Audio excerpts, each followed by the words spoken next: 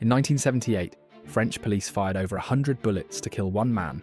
Jacques Mesrine wasn't just any criminal, he was France's public enemy number one. His crime spree started in Algeria during military service and exploded across 3 countries. Bank robberies, kidnappings, prison escapes that seemed impossible.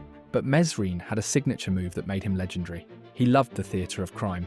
Once he robbed the same bank twice in a single day, just because he could. He disguised himself as a police officer to commit his crimes, walking into banks wearing a badge and uniform. His most spectacular escape involved seducing a female lawyer. He convinced her to smuggle weapons into a maximum security courthouse. Then he shot his way out. 20 officers surrounded his car for the final ambush. They knew one thing about Mesrine: he would never surrender. Even from prison, he had written a best-selling autobiography. Across Europe, people saw him as a folk hero, a man who refused to bow to authority. The bullets ended his life, but not his legend.